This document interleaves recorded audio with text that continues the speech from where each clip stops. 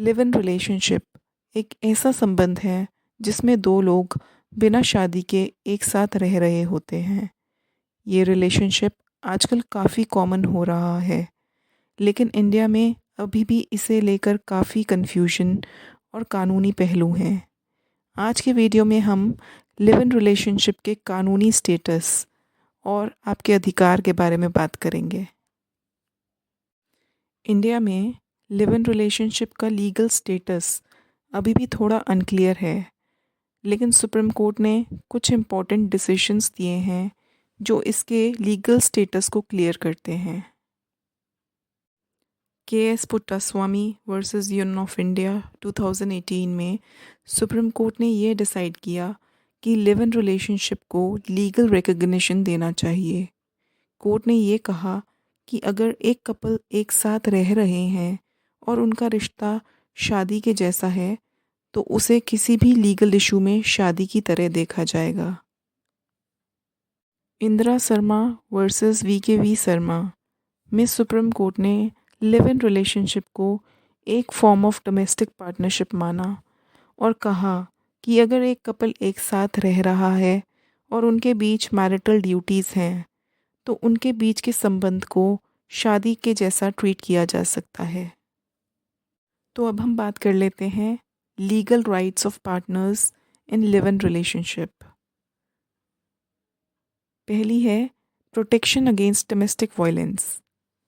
Domestic violence act 2005 में live in partners को भी शादीशुदा कपल्स के जैसे प्रोटेक्शन दिया गया है। अगर कोई पार्टनर दूसरे पर फिजिकल या मेंटल अब्यूज़ करता है, तो उन्हें डोमेस्टिक वायलेंस एक्ट के तहत प्रोटेक्शन मिलता है। बी वर्सेस के 2011 केस में सुप्रीम कोर्ट ने ये कहा था कि लिव इन रिलेशनशिप्स के पार्टनर्स को भी डोमेस्टिक वायलेंस के केस में प्रोटेक्शन दिया जाना चाहिए। दूसरी है प्रॉपर्टी राइट्स। अगर लिव इन रिलेशनशिप में कोई प्रॉपर्टी या असेट्स हैं, तो उस प्रॉपर्टी को डिवाइड करने का कानूनी प्रोसेस थोड़ा कॉम्प्लेक्स हो सकता है। लिव इन पार्टनर्स को शादी के पार्टनर्स की तरह प्रॉपर्टी का हक नहीं मिलता, लेकिन अगर दोनों ने जॉइंट ओनरशिप या प्रॉपर्टी राइट्स क्रिएट किए हैं, तो उन्हें शेयर मिल सकता है। एस बाला सुब्रमण्यम वर्सेस सूरतयान 1998 केस में यह बात सामने आई थी कि लिव इन पार्टनर्स को प्रॉपर्टी का राइट नहीं मिलता जब तक दोनों ने जॉइंट ओनरशिप एग्रीमेंट साइन ना किया हो। तो अब हम बात कर लेते हैं children born out of live in relationship. अगर लिव इन रिलेशनशिप से बच्चा होता है, तो उस बच्चे को शादी के बच्चे के बराबर कानूनी हक मिलते हैं। एम वर्सेस एम 2007 केस में सुप्रीम कोर्ट ने ये कहा था कि अगर एक बच्चा लिव इन रिलेशनशिप के दौरान जन्मा है, तो उस बच्चे को लेजिटिमेट बच्चा माना जाएगा और उसके सारे लीगल राइट्स हैं, जैसे कि property rights, inheritance rights etcetera. अब अगर हम बात करें breaking up in a live in relationship की, तो लिव इन रिलेशनशिप को ब्रेक करना शादी के कंपैरिजन में रिलेटिवली इजी होता है। अगर पार्टनर्स का म्यूचुअल अंडरस्टैंडिंग है, तो ये रिश्ता ख़त्म हो सकता है बिना किसी फॉर्मल लीगल प्रोसेस के। लेकिन अगर एक पार्टनर दूसरे पार्टनर से प्रॉपर्टी या फाइनेंशियल सपोर्ट चाहता है, तो उससे रिलेटेड केस को कोर्ट में फाइल कर सकता है। अगर हम बात करें अब एलिमनी की, तो लिव इन रिलेशनशिप में एलिमनी या मेंटेनेंस का प्रोविज़न लिमिटेड है, क्योंकि ये रिलेशनशिप शादी की तरह लीगल कॉन्ट्रैक्ट नहीं होती।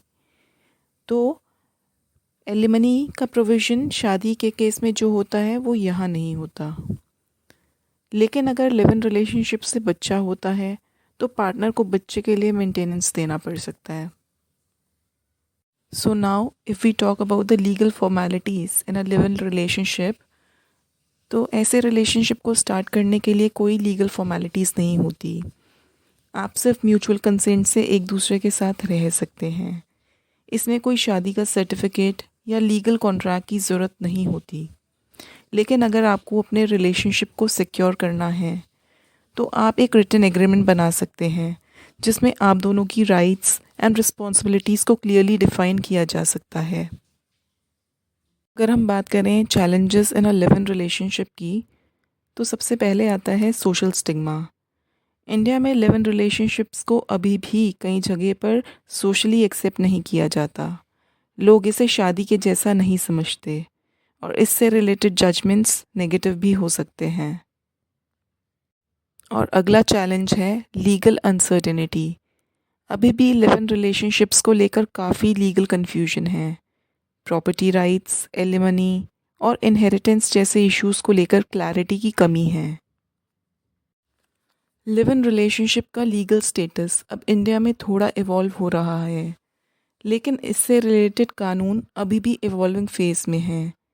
अगर आप किसी लिव इन रिलेशनशिप में हैं तो अपने राइट्स और रिस्पॉन्सिबिलिटीज़ को समझना ज़रूरी है, ताकि अगर कभी कोई लीगल इशू हो तो आप अपनी लीगल पोजीशन को समझ सकें।